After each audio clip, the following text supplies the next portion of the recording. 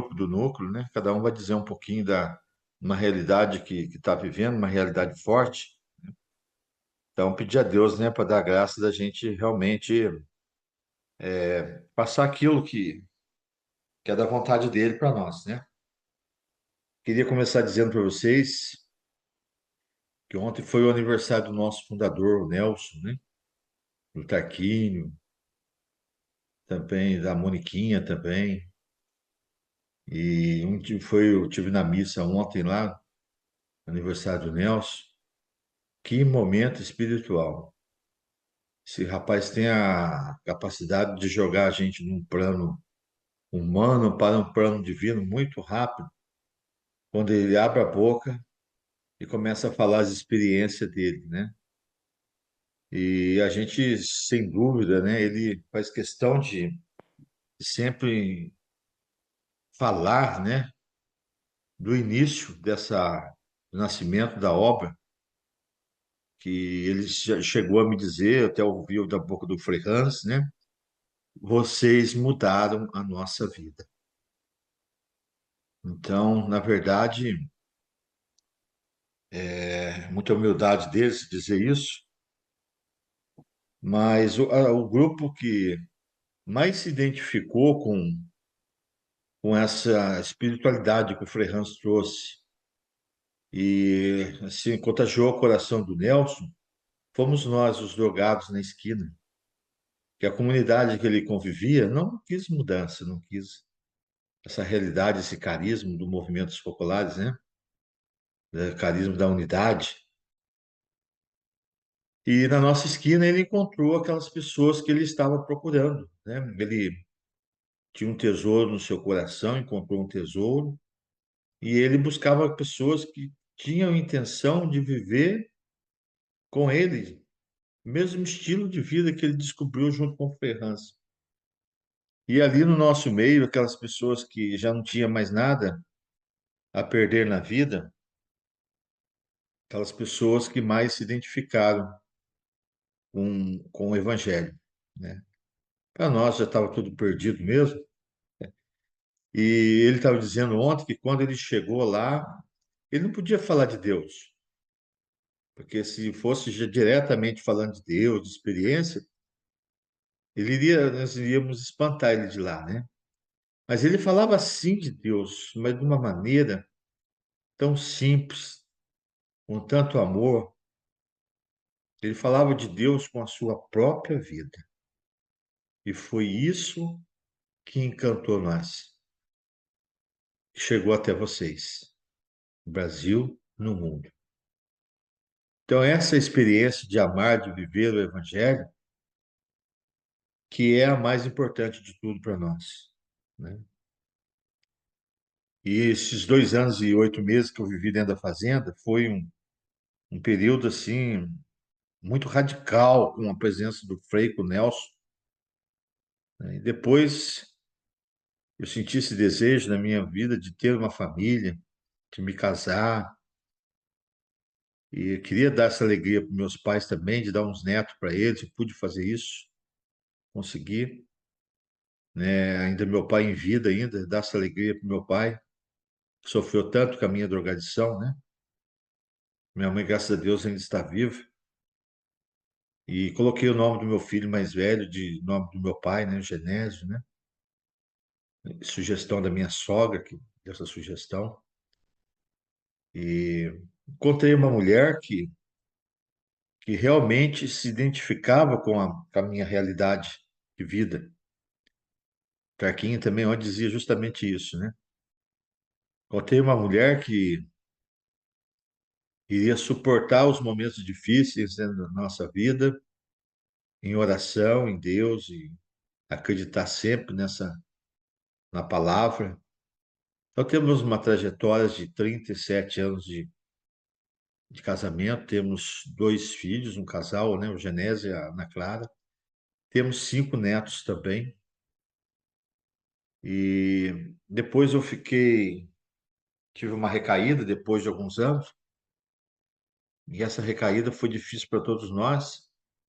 E depois eu recomecei, dentro da minha casa mesmo, não queria perder minha família. Eu comecei no silêncio, com humildade. Eu deixei o tempo mostrar para minha mulher que eu já havia mudado. Eu não falei para ela que eu mudei. Deixei o tempo mostrar isso para ela. E foi muito bonito, porque tanta coisa bonita aconteceu. Depois nós estava nascendo o GEV, eu fui para o GEV, fiquei 15 anos como responsável do GEV, foram 15 anos posso dizer, garantir para vocês, 15 anos de manutenção da minha recuperação, né? E eu ganhei alguns presentes. Um dos presentes, os melhores presentes que eu ganhei da minha mulher nesses anos foi um Dia dos Pais, que a minha mulher olhou para mim e falou para mim no Dia dos Pais: tenho orgulho de você ser o pai dos meus filhos. Eu ouvi isso da minha esposa, foi uma coisa assim maravilhosa. Foi um dos melhores presentes que eu ganhei da minha mulher de todos esses 37 anos juntos. Mas também eu tenho certeza que foi uma conquista. A gente vive numa unidade muito forte, vive numa unidade muito forte. Fala, Erva, beleza? Muito forte. A gente procura viver junto o evangelho, eu saio de manhã, eu faço o café da manhã, arrumo a mesa, acordo ela, tomo café, a gente conversa. Ela vai me levar para o trabalho, a gente vai rezando, faço oração para ela, ela faz para mim, entregamos nosso dia na mão do Senhor Jesus, rezamos um pouco, lemos a palavra, partilhamos, conversamos muito, temos uma unidade forte entre nós em decidir as coisas tudo junto, tudo junto. Ninguém é o dono da verdade aqui, mas a gente descobriu que vivendo na unidade é a melhor maneira da gente viver bem. E daí não dá briga se eu faço alguma coisa da minha cabeça que desagrada ela, ou ela faz alguma coisa da cabeça dela que desagrada eu. Isso diminuiu muito, muito, muito mesmo. Quase não existe entre nós. A única briga que existe entre nós dois hoje é de querer servir melhor o outro, né? Então, eu faço uns ovos cozidos de manhã, 3 ovos, e às vezes um descasca fácil, o outro sai um pouco machucado. Eu sirvo o melhor ovo para ela. Se ela faz alguma coisa, ela me serve o melhor. Esse dia a gente estava brigando, porque estava comendo um negócio junto, sobrou um pedaço. Eu falei, não, come você, você come. Não, você come, né? Essa briga que existe entre nós hoje, de um querer servir melhor o outro, sabe? Então, assim, nós descobrimos que a melhor maneira de viver é querer fazer o outro feliz, não cobrar alguma coisa do outro. Lógico que no meio disso, precisou haver bastante perdão, bastante recomeço. Hoje a gente não tem mais dificuldade de recomeçar, né? A gente não tem mais dificuldade. A gente gosta de ajudar as pessoas. Morreu essa semana agora um jovem que tinha câncer, que o Nelson pediu para mim acompanhar ele, ajudar ele, há um ano atrás. Então, eu com a minha esposa ficamos um ano comprando leite, levando o leite que ele bebia, porque ele tinha um câncer aqui no queixo, aqui assim, aqui do lado, né? Do queixo não, aqui do lado da mandíbula. Ele não podia comer, então ele só se alimentava de líquido, e esse leite custava caro, a família não tinha condições de dar esse leite para ele. Então, nós demos toda assistência para ele esse período todo. Fizemos campanha, até o Lauro, Stati, Cláudio, todos ajudaram também. Esse rapaz partiu para o paraíso agora. Então, dentro do nosso coração ficou uma alegria grande, sabe? De saber que a gente pôde amar. E assim é o Nelson, ele sempre me dá um desafio. O Frei Hans é a mesma coisa, sempre dá um desafio, pedindo alguma coisa para a gente fazer. E a gente procura sempre atender os pedidos deles. Mas eu sei que dentro de mim não pode faltar o compromisso com a minha família, com a minha comunidade, com a minha vida, com a minha consciência. Tem um restaurante que esses dias eu gosto de almoçar nesse restaurante, né? Esses dias eu cheguei no restaurante, pedi uma marmita que eu ia almoçar no meu trabalho. E quando eu fui pesar a marmita que eu comprei, eu lembrei que precisava de um limão. Daí eu pedi um limão para a moça lá, né? Ela me deu o limão, eu peguei aquele limão, não pesei o limão, fui embora. Falei, poxa vida, peguei o limão, não pesei ele. Daí a minha mulher chegou no restaurante para almoçar, me chamou, eu fui lá fazer companhia para ela. A hora que eu fui pagar o almoço da minha mulher, eu falei pro dono do restaurante, né?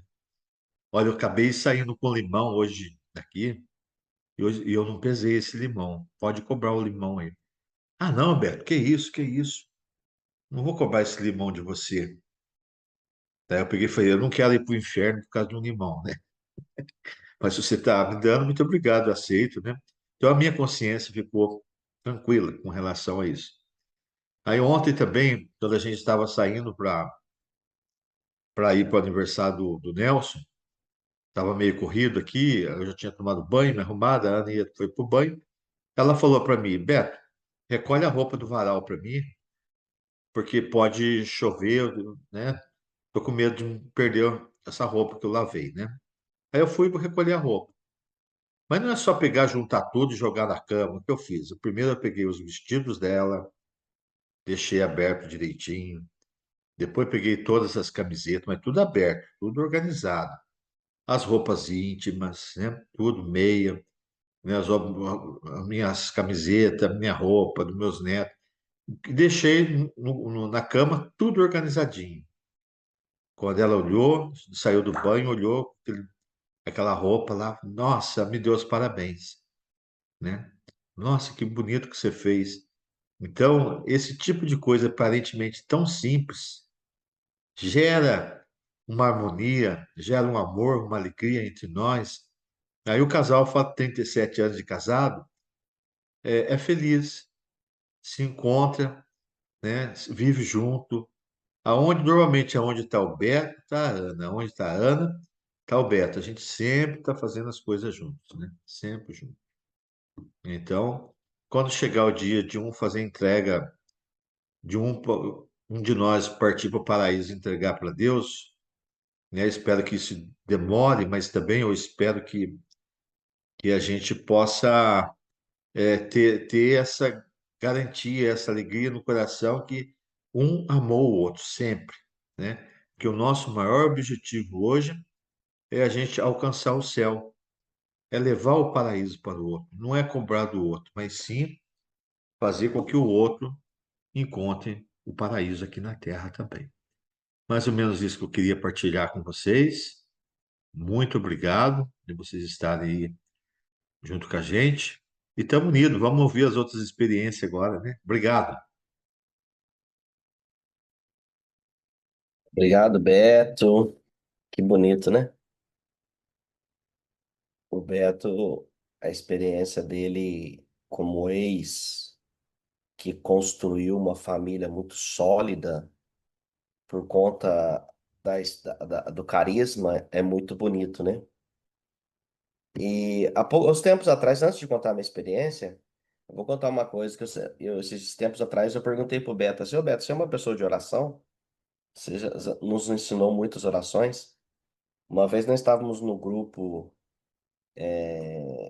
de peregrinação, e o Beto falou para nós assim: olha, nós vamos rezar, nós costumamos rezar a Salve Rainha, mas a gente, toda vez que a gente reza, nós rezamos três Salve Rainha. E aí um ex que estava conosco falou: mas Beto, três Salve Rainha? Aí o Beto falou: é, três Salve Rainha. E aquilo eu peguei para mim também, né? Então toda vez que eu rezo, eu não consigo rezar mais uma Salve Rainha só, eu rezo três.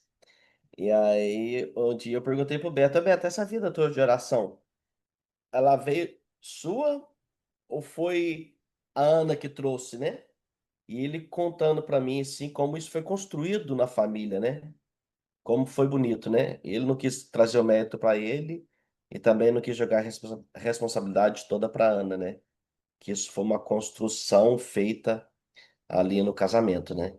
Então, o Beto ele traz para nós essa referência toda de família e também essa referência toda de convivência, né? Porque para nós como ex é um ambiente muito difícil às vezes de conviver, né? dentro do tripé, uma das coisas mais difíceis é a convivência, né? Mas é isso, também queria agradecer a Priscila, né? Ela ficou muito feliz com o seu tema, Beto. Eu vi no rosto dela enquanto você falava, Priscila, ela pensava assim, o Beto tá conversando aqui, tá falando o tema, depois eu vou falar pro Hugo aqui tudo que o Beto tá falando, pra gente poder depois colocar em prática, né? E como é É, bonito, né? A nossa unidade. Mas obrigado, Priscila, mais uma vez pela tua disponibilidade, né? Obrigado ao Felipe, né? Todos vocês, porque nós estamos no terceiro módulo do curso Perseverar, né? Ele foi desenvolvido justamente para nós, né? Eu vou contar minha experiência, igual o Machado de Assis, uma vez escreveu um livro que chama Memórias Póstumas, né? De Brás Cubas, que ele pegou o negócio de trás para frente. Eu vou contar uma coisa também para vocês de trás para frente. Porque esse curso aqui nós pensamos dele, desenvolvendo ele para os ex, né? Já nós estamos na terceira edição. Sempre a gente vem trabalhando temas, né? A gente fica fazendo pesquisa de tema, o que seria importante. Não é que o que a gente vê na cabeça a gente vai falar, né? Nós temos um estudo, a gente faz uma preparação para viver o momento presente, qual que é a necessidade, o que que a gente precisa fazer, sem pensar em nós, né? Mas pensando no contexto geral, né? Afinal, o objetivo maior da família da Esperança é a santificação coletiva dos seus membros. Mas quando a gente pensa assim nesse tema para os ex, me remete a uma coisa muito bonita, que é o orgulho de ser ex, né?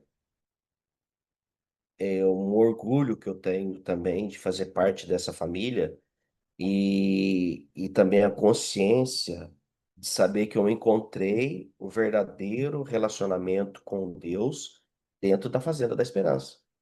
Já tinha uma formação católica, tudo, uma base, mas a minha experiência concreta com Jesus foi dentro da experiência de recuperação, foi na fazenda. Então, assim, cheguei cheio de coisas, eu fui me esvaziando, esvaziando, esvaziando. Quando não tinha mais nada, Deus foi preenchendo. E aí ele foi construindo depois a história.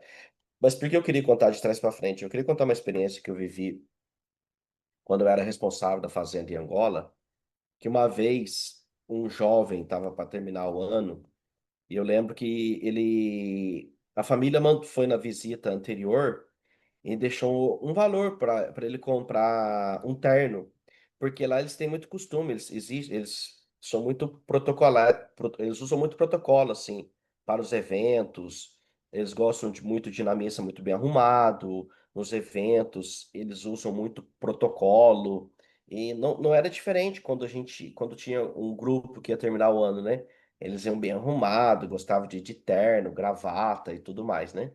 E esse jovem não tinha terno e a família deixou um dinheiro se eu poderia levar ele na cidade para ele comprar um terno, né? Porque era distante e tudo mais.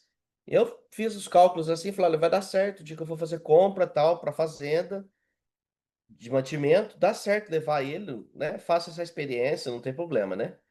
E aí levei ele, né? Alguns dias antes dele concluir o ano, que ele ia pegar o diploma.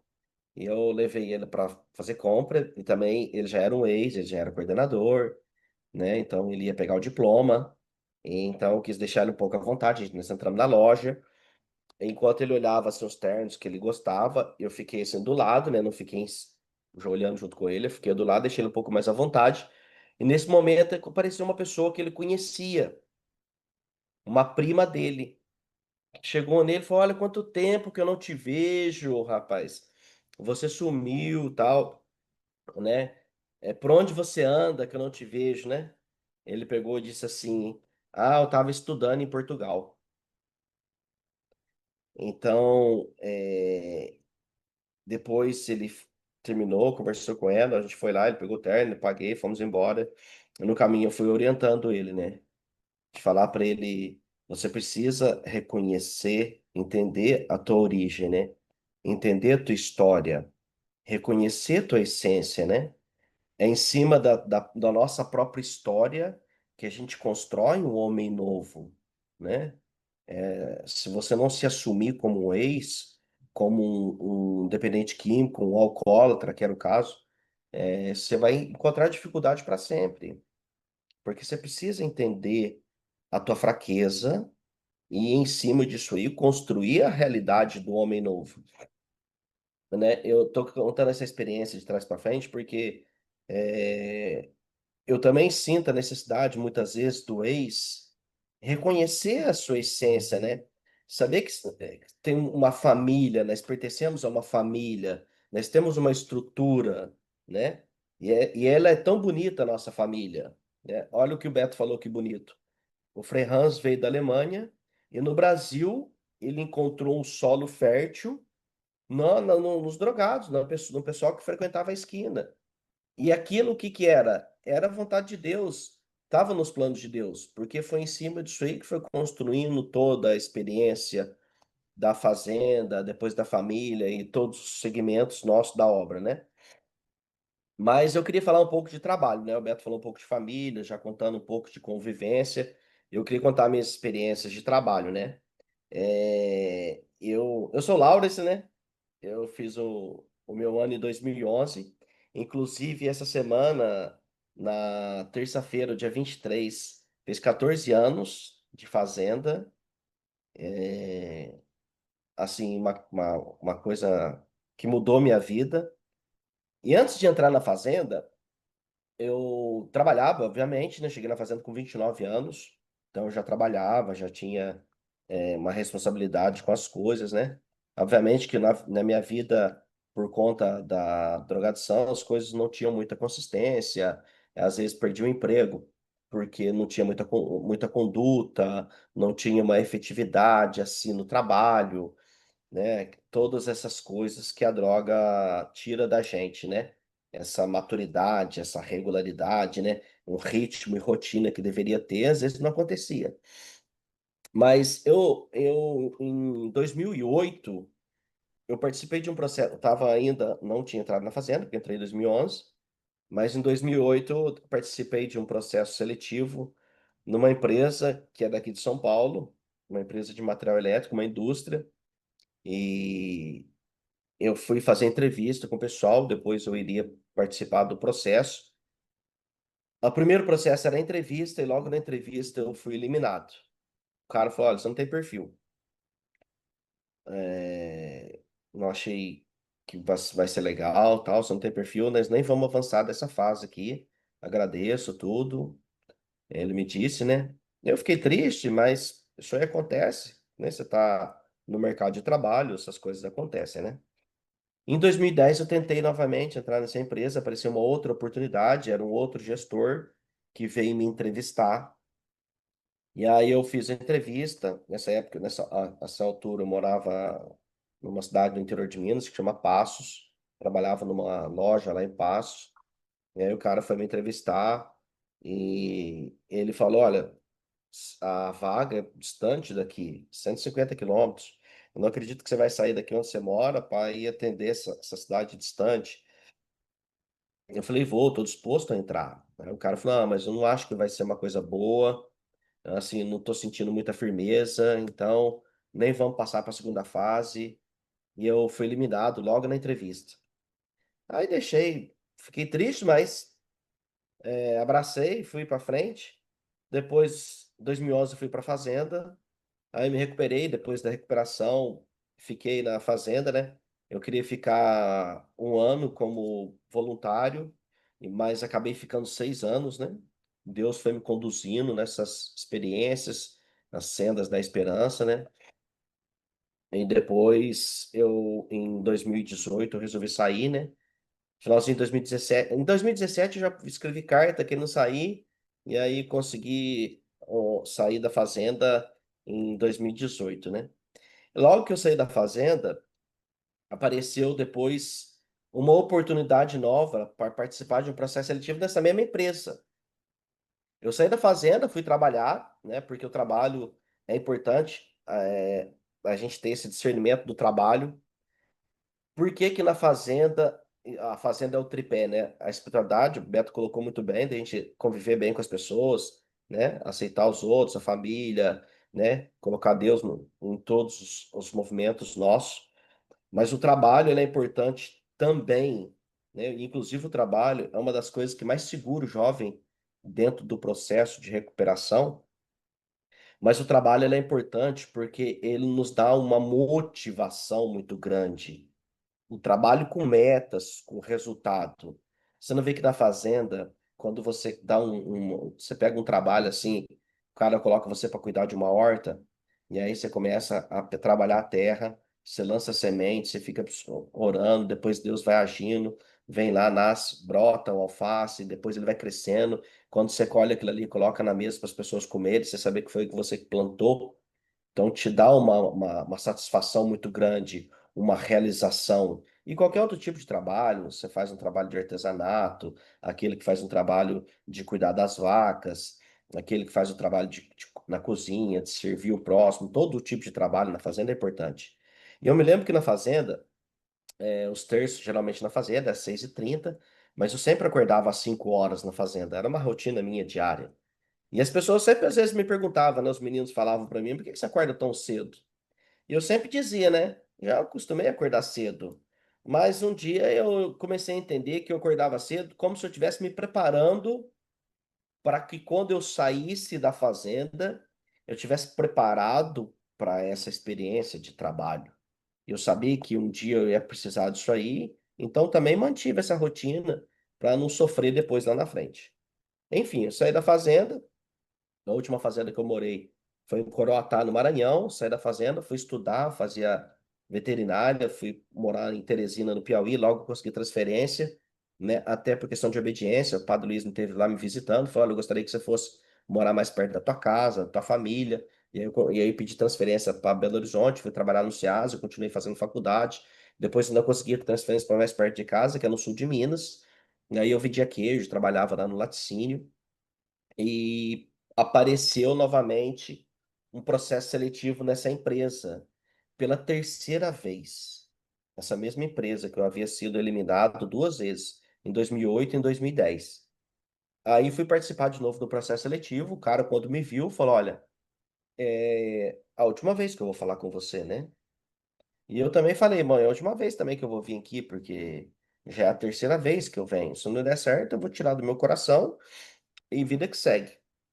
Aí ele pegou meu currículo, começou a olhar, a gente começou a conversar, tudo.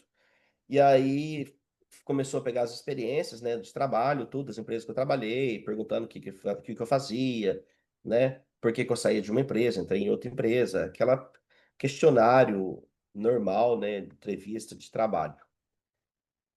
E aí tem um período, né, no meu currículo que não tinha trabalho, obviamente, né, os 7 anos que eu fiquei dentro da fazenda. E foi um ano de recuperação e mais 6 anos de voluntário, né? E nesse momento ele me perguntou assim, junto com uma psicóloga, né? Ele me perguntou, rapaz, tem uma lacuna aqui no teu currículo que não tem trabalho registrado.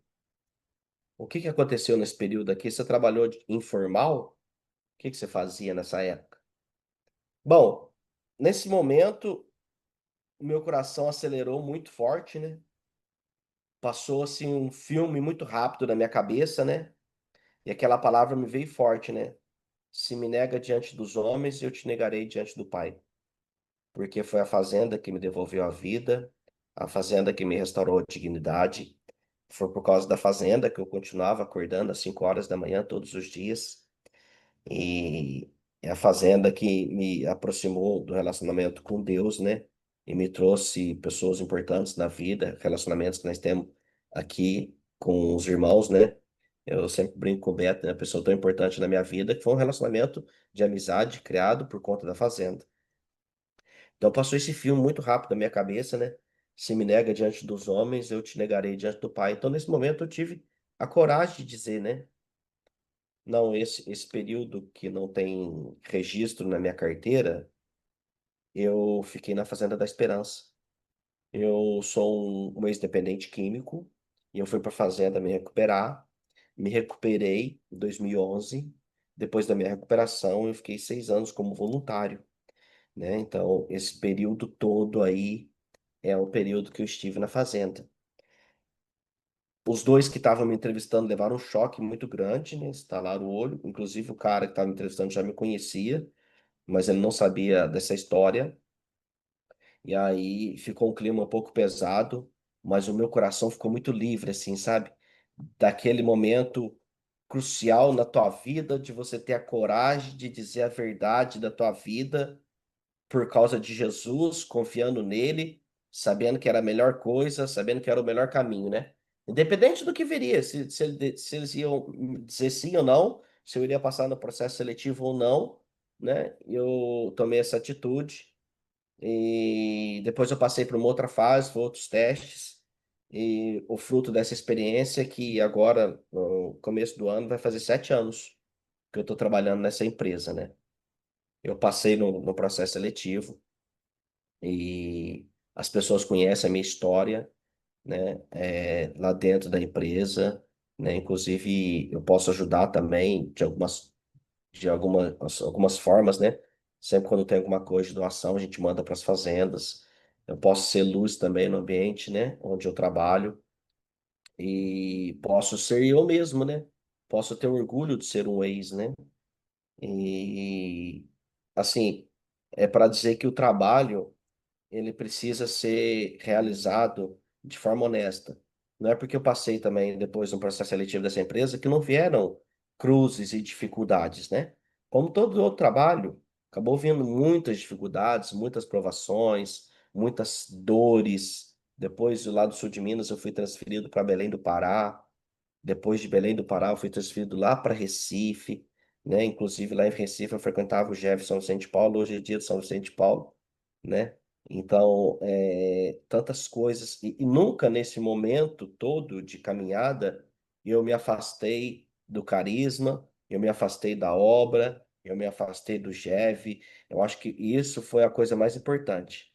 Independente de ter o compromisso com o trabalho, de ter aquela preocupação de desenvolver um trabalho com metas, um resultado e fazer a gestão de forma correta, eu não me afastei do carisma, não me eximei das minhas responsabilidades como membro da família, como ex, como membro do núcleo, como membro da comissão de formação, né? Eu acho que isso também me ajudou na construção do homem novo, né? Eu acho que o trabalho é justamente isso, né? É a gente arregaçar as mangas, colocar a mão no arado, não olhar para trás e saber que Deus está conosco. É fazer procuro sempre fazer o meu melhor a cada dia, né? Sem olhar para trás e muitas vezes sem querer nada em troca, é só fazendo mesmo o melhor, confiando que lá na frente sempre vai ser a vontade de Deus. Confiar em Deus. Se amanhã ou depois Deus achar que você deve estar no outro lugar, Deus vai abrir as portas, Ele vai mexer com que você esteja no outro lugar. Mas enquanto Deus não resolva isso, a gente precisa ser fiel onde a gente está, procurar fazer bem feito aquilo que nos foi confiado. E assim a gente procura levar assim, esse carisma com atitudes, com postura, né, com sempre atento, né, principalmente quando não tem ninguém vendo, né? Eu acho que esse é o momento mais crucial da nossa vida. É ser esperança, ser luz, ter relacionamento com Deus, aqueles momentos onde que não tem ninguém te olhando, mas você continua fiel, continua honesto, continua correto, porque foi assim que nós aprendemos e é assim que Deus quer de cada um de nós. Amém? Amém, irmão. Agora a gente vai passar para a Tati, né? Só antes de passar, eu gostaria de ressaltar, né? Alguns grupos estão assistindo junto. É muito bacana essa experiência, né? A gente tem o pessoal de Osasco, o pessoal da Fazenda do Chile, estão todos assistindo junto. Então, quanto é bacana essa experiência da gente já fazer comunidade no curso, né? Então, agora a Tati vai dar mais beleza para esse curso também, vai contribuir com a sua experiência e representar, né, uma parte tão importante da nossa obra que é a parte feminina.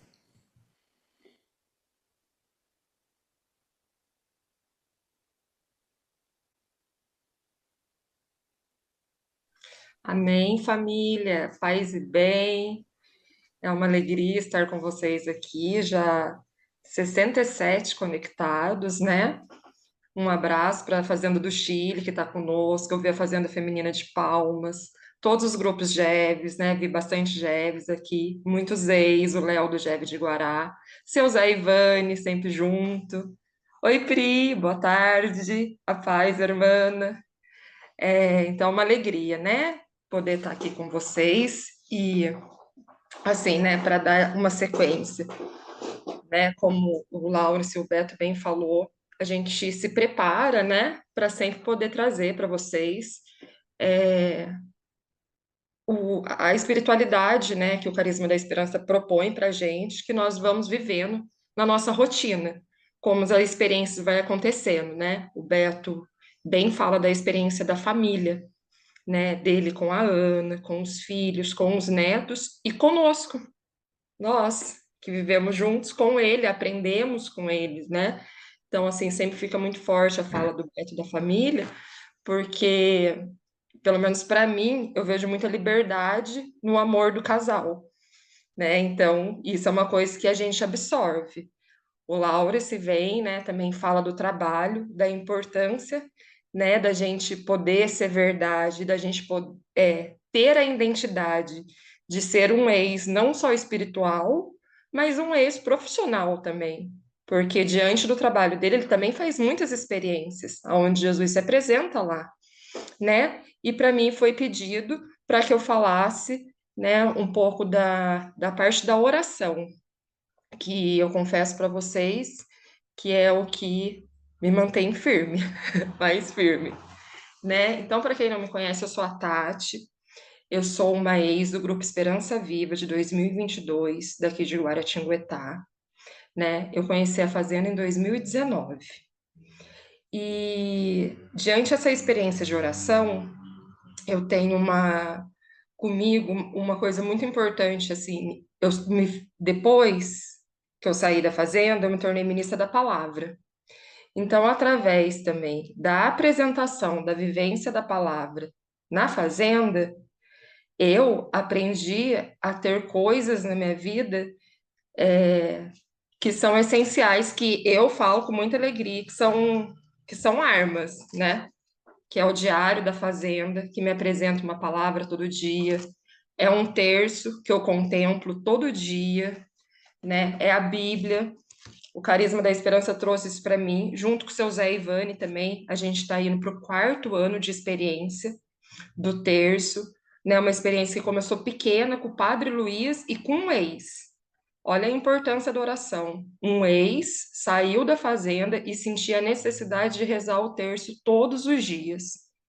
E ele não tinha com quem rezar. Ele pediu para o Padre Luiz.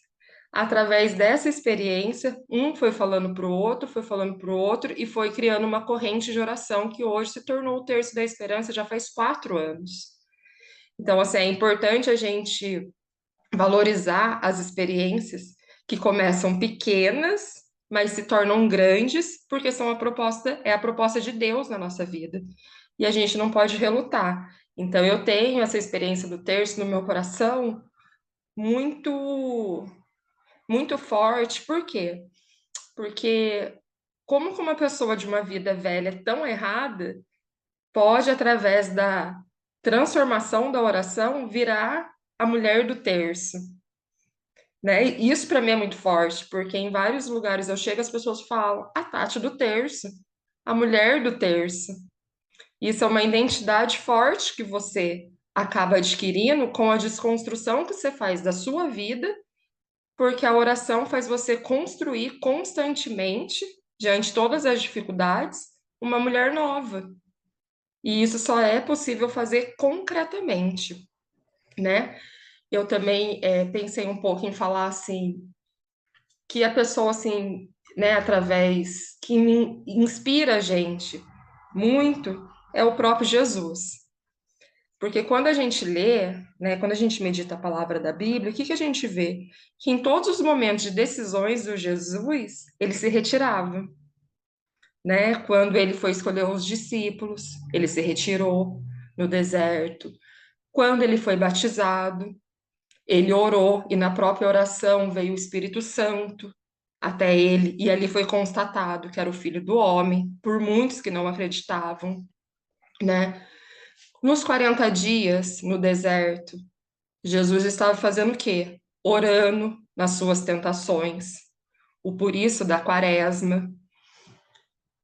e a oração do Jesus abandonado, né? No Getsêmani, né? Antes dele entrar no Calvário, ele pediu para Deus, né? Afasta esse cálice, se possível.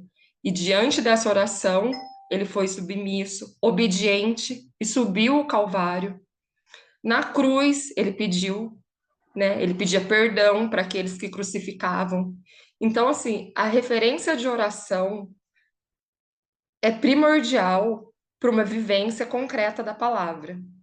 Não existe, você não chega ao Pai se não for pelo Filho. Então, se você não vê o seu semelhante como o próprio, você não vai conseguir dar passos adiante. Você vai se limitar, né? Eu fiz uma experiência muito bonita na terça-feira. Terça-feira agora, aqui em Guará, tava um dia nublado, esfriou. Acho que teve uma tempestade, se eu não me engano, em São Paulo até. A gente tinha uma reunião à noite e acabou não dando, que o Lauro se tinha compromisso do trabalho, não deu, porque teve uma tempestade muito feia em São Paulo. E aqui o dia em Guará estava muito feio também. E eu saí 5 horas da tarde, porque eu uso como leitora, eu sou ministra da palavra, tem uma roupa própria que a gente usa para ir até o ambão fazer a proclamação da palavra. E essa é uma roupa branca e a minha roupa manchou. E eu tinha uma proclamação na quinta-feira para fazer à noite, no dia do Santíssimo. Aí eu falei, nossa, eu vou levar essa roupa na lavanderia, porque lá a moça vai saber tirar a mancha. Aí eu levei na terça-feira. Era 5 horas da tarde. Tava um tempo horrível aqui em Guará, tava ameaçando chuva, tava armando tempestade, mas até não choveu. Mas serenou, mas estava um tempo feio. Quando eu cheguei na lavanderia, a moça veio me atender e ela falou assim, eu falei, olha, boa tarde, precisava deixar essa roupa, eu preciso ela para quinta-feira. Ela falou assim, ela tava assim, agitada. Ela falou assim, então tá bom, para quinta-feira dá. Eu falei, olha, tá com essas manchas, né? É muito importante, porque eu tenho um compromisso com a igreja. Ela falou, não, tudo bem, para quinta-feira dá. É só para sábado que não vai dar. Eu falei, tá bom. E ela continuou falando, e eu ouvi o que ela falava.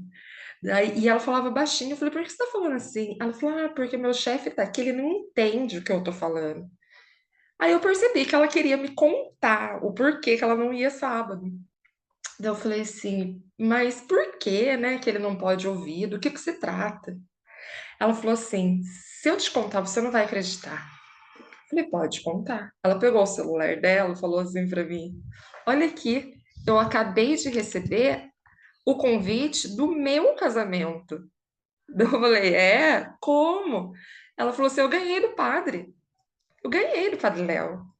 E as pessoas não entendem isso. Eu falei, mas eu entendo. Você acredita que eu ganhei meu vestido do bispo do Dom Orlando? Tá lá para eu passar na loja para pegar. Eu falei, eu acredito. Não, mas tem uma coisa que você não vai acreditar. Eu vou casar com o pai dos meus filhos, que já faz 15 anos que eu tô com ele. E a gente não viveu junto. Não é 15 anos que eu estou com ele, faz 15 anos que eu tive os filhos, mas nós não estamos juntos. Eles ficaram viver separados. E agora eu ganhei tudo. Faz 6 meses que eu reencontrei ele, porque ele é o coordenador do Terço dos Homens, lá do Putim. E quando eu reencontrei ele, eu não reconheci. Eu falei, aí ela falava assim, você acredita nisso? Eu falei, nossa, eu acredito em tudo que você está me contando, em cada vírgula. Daí ela falou assim, mas como que você acredita? Eu não estou acostumada a conhecer gente que entende o que eu estou falando. Aí eu falei para ela, eu acredito em tudo que você está falando, porque o homem que você encontrou 6 meses atrás não é o mesmo homem que você deixou há 15 anos. As coisas que ele fez há 15 anos atrás não é o homem que você vê agora, porque a oração mudou a vida dele. Ela falou, é verdade. Ele é coordenador, né? Ela já tinha falado que ele era coordenador. Eu falei, tá vendo? Deus já tinha um propósito na sua vida, no seu casamento. Deus já sabia de tudo. Ela falou, nossa, é verdade.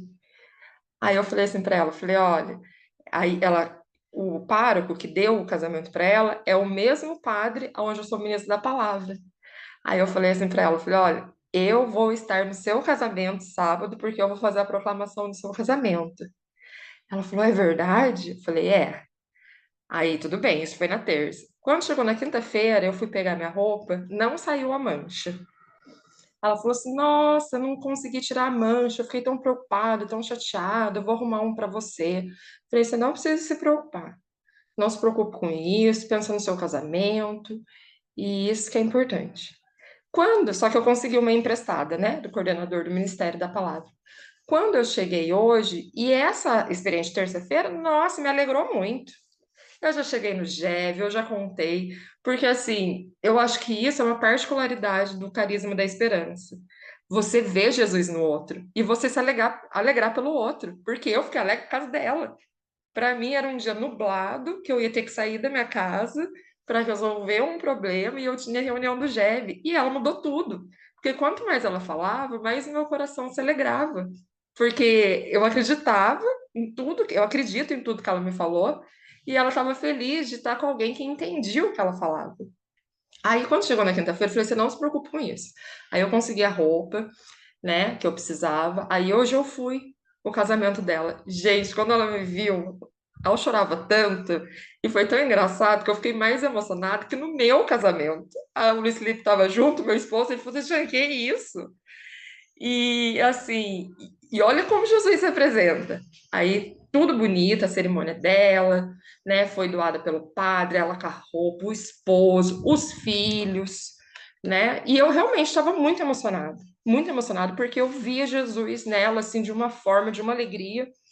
E aí, quando terminou a cerimônia, né, eu já tinha falado para o meu esposo, eu falei, Luiz Felipe, depois que ela cumprimentar todo mundo, por favor, eu queria tirar uma foto com ela, porque eu quero partilhar no GEV, porque eu contei para as pessoas, né? Eu falei, depois eu posto uma foto lá no grupo para vocês verem.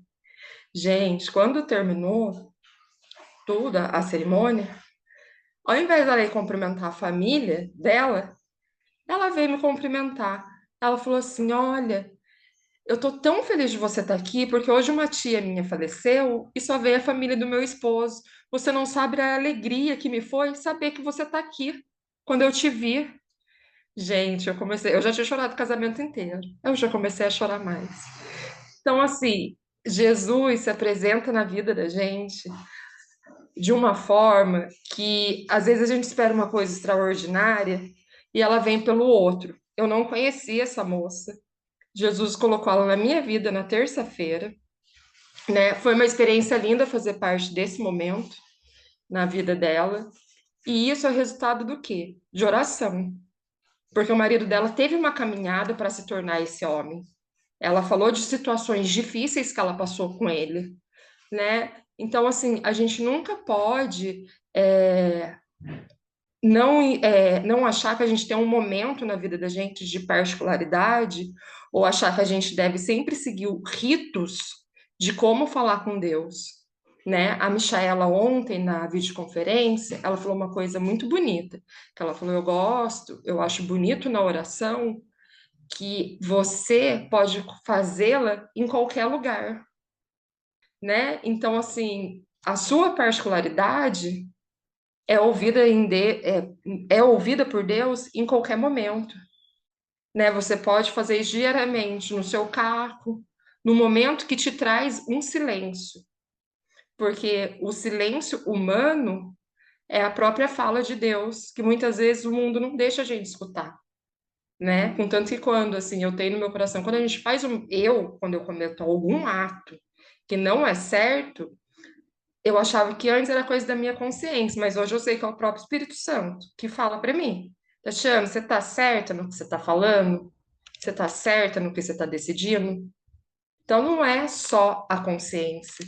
Através da oração você consegue dar os passos da fé, porque é isso que te leva ao coração de Jesus. E eu acho que o que Jesus realmente quer da gente é o nosso coração. Por isso que existe reluta também. Então é um pouco disso. Essas são as experiências que eu faço, que muda meu dia, enriquece a minha vida. É isso que a esperança trouxe para mim. É isso que o GEV agrega na minha vida. É isso que o comitê agrega. É isso que o terço traz para mim. Isso faz com que a minha família né? Siga na unidade. Isso faz com que a minha família cresça, né? Porque tem a família da esperança agora. Então, é um pouco disso que está no meu coração. A oração que você pede com clamor, com a certeza, ela é ouvida e vai dar certo. Amém. É um pouco disso. Obrigada. Obrigado, Tati. Aí para fechar, né? Seria a minha Posso parte. aproveitar? Ah, sim, sim. Ah, Tati, pode falar. Gente, perdão, desculpa. Eu queria aproveitar esse momento também, além desse tema, para avisar vocês do encontro das ex em 2026. É o encontro das ex, tá? Das meninas. Já estou aproveitando as meninas do Chile, as ex que estão aí em Palmas, todas que se fazem presente. É do dia 21 de janeiro a 26. Vai ser no Centro Feminino, né? Vão ser 4, 5 dias. E eu vou mandar o link para vocês. O Felipe vai mandar para a gente depois. Já está aberta as inscrições. Nós temos um preço para ex de acolhida e a gente pode parcelar. O meu contato está lá. Você pode falar comigo ou com a Maria. E assim, vai ser uma alegria. Sabe, eu já tenho 8 pessoas, gente, de língua espanhola, que já está, assim, concretamente já com a gente. Então, assim, é uma alegria. Então, botar fogo no coração de vocês, e as fundadoras vão estar aqui, a presidência está aqui, e pensa na alegria, né, de poder vir até aqui a fonte, né, onde tudo se consome, se absorve, porque tudo saiu daqui. Viu? Um abraço para todos. E Obrigada. com certeza também a gente está vendo no núcleo, né? Até porque tudo é coisa de Deus, porque dentro dessa dinâmica das ex fazer o encontro, né? Nós fizemos o encontro dos ex recente, mas agora eles abriram a inscrição do encontro das ex e tem um ex da Guatemala que já fez sua inscrição. Então era como se fosse um chamado para a gente fazer o encontro também dos ex. Então a gente está vendo no núcleo também certinho a data, né, Beto? A gente vê se consegue organizar isso aí também da parte masculina. Janeiro é uma data muito bonita para a gente estar se encontrando. Então, a gente está pensando também de fazer isso aqui da parte masculina também. Aí a gente vai também estar enviando informações para todos. Queria mandar um abraço pro Éder e o Emerson de Manaus, que estão aí presente conosco também. Tamo junto, viu? Vocês são fantásticos. Então, também ressaltando para a galera da língua espanhola, né? Esse curso a gente vai ter um encerramento muito especial. A gente vai ter um tema com a Ana Lia no dia 18. Então, para todo mundo da língua espanhola, vamos aproveitar, né? Mandar para aquele ex que ainda não está participando, passar o link, né? Falar, ó, vamos fazer presença, né? A nossa próxima aula até é com o João Paulo também, já tem bastante gente da África inscrita e participando. Então, mostra o tamanho da nossa obra, né? E